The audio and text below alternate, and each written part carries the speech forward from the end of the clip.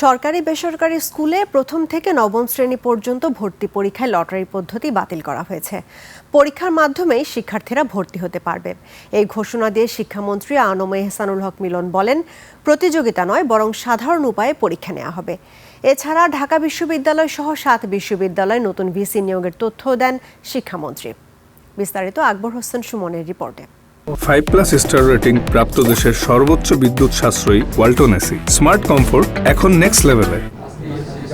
শিক্ষা মন্ত্রণালয় সংবাদ সম্মেলনে প্রাথমিক থেকে মাধ্যমিক পর্যন্ত ভর্তি পরীক্ষার পদ্ধতি নিয়ে সিদ্ধান্তের কথা জানান শিক্ষামন্ত্রী।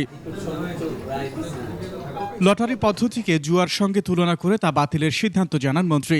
অংশীজনদের সাথে আমরা গত 1 মাস ধরে এটা নিয়ে আলোচনা করে আমরা এই বিষয়ে সিদ্ধান্ত উপনীত হয়েছি যে লটারি অ্যাকচুয়ালি মেধা ক্লাস 1-এ যাচাই করার প্রশ্ন আসে না। খুবই সিম্পল ওয়েতে আমরা এক্সাম নিব, এমন কোনো প্রতিযোগিতা আনবো না যেটা ক্লাস 1-এর জন্য প্রযোজ্য নয়। আমরা ওগুলি নিয়ে ব্যাপক আলোচনা করেছি, পরবর্তীতে আপনারা দেখতে পাবেন।